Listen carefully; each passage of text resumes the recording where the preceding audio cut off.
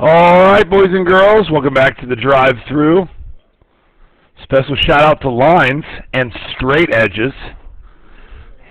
Love a good straight edge. And special shout out to whoever left this on my desk. I think it was Mrs. Barbian. That's a nice little accidental leave that she had. Okay, so lines. The line Y, first of all, which one of these is the x-axis? The one that's going up and down or the one that's going side to side? The one that's going side to side is the x-axis.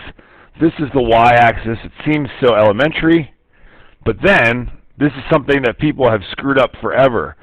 The line y equals 4. Is it vertical or horizontal? It's horizontal. And that's just the way it works. Think about it. If you want, you could make a t-chart for this. And what am I going to put in for my x? I don't care because y is always, going to be 4. So if you plot a couple points, 0, 4, 1, 4, 2, 4, 3, 4,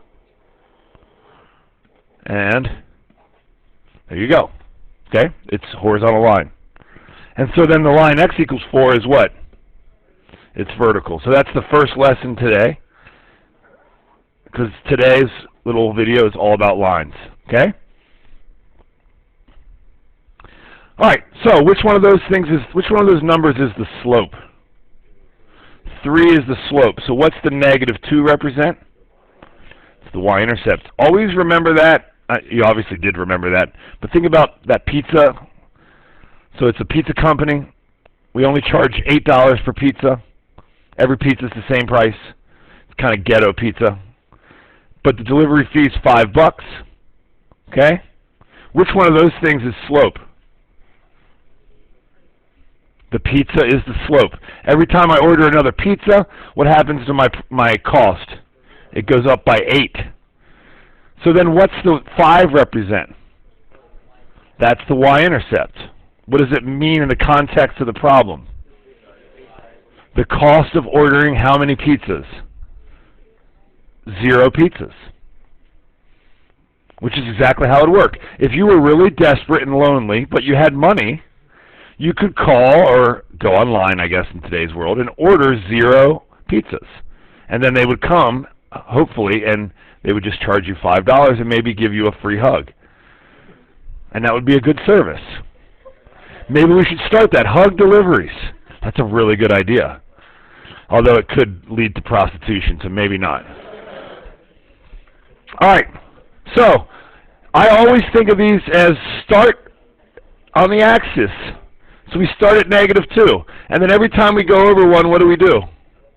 We go up 3. We go up 3.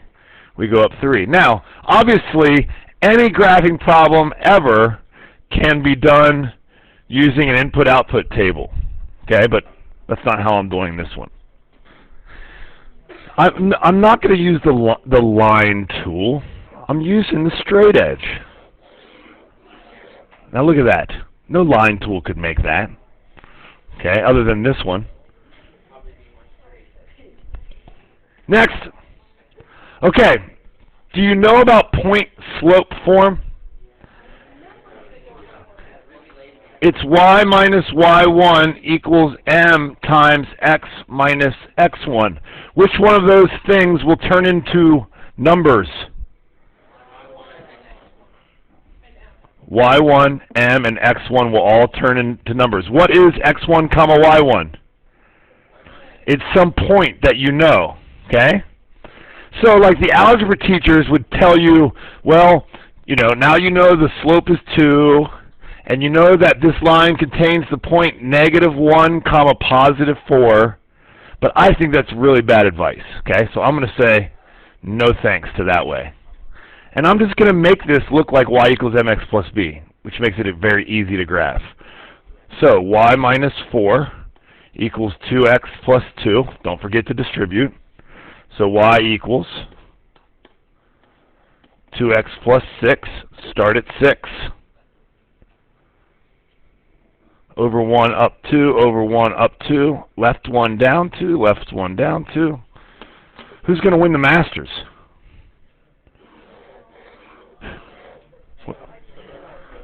anyone in here play golf? Who do you think is going to win the Masters? Emma. Who's in it? Emma. Fine, forget it. Tiger's not playing. Okay, forget about that question. Bubba? That'd be crazy if he won. He hasn't won anything in a while, but he's won the Masters. Twice? Alright, so, sorry, this is going to be a wild video. This one, you got two options, okay? This is called standard form. If you divided everything by 10, it would be called intercept form, but you don't need to know about that. One option is to solve this thing for y. You're going to get a fraction for the slope, but it's no big deal. And then you'd have y equals mx plus b, and you could just do it very easily that way. That's still a very good way to do it. But on this one, I just mentally think, what are the intercepts? So what would I put in for x to get to 10? 2. So if I put in a 2 for x, what is y? 0. No, y would be 0, right? Just think about that. That's weird. If you do 5 times 2 plus 0, isn't that equal to 10? So that means 2 comma 0 is a point that works. So now, tell me the other point that works. 0, 5, and that's how I do these. I just go, boinks, boinks, zwoop. Okay? That's how I do that one. And now your typical algebra equation, or question. So, we want it in slope-intercept form, and we have 2 points. So what do we need to find out? We need to find out the slope. It's change in y over change in x, okay? So it's 3 minus a negative 1 is 4, over 4 minus a negative 2 is 6. So the slope is 2/3. And then I go start, some people like to do y equals mx plus b and solve it for b.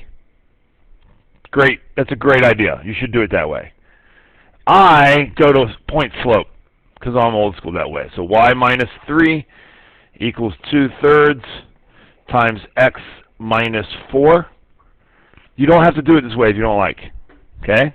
So you get y minus 3 equals 2/3 x minus, let's see, 8/3. Okay? Add 3 to both sides, and you get y equals 2/3 x. Let's see, negative 8/3 plus 9/3, negative plus 9, is 1/3.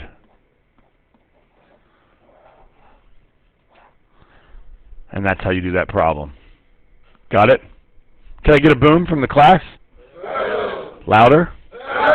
Louder?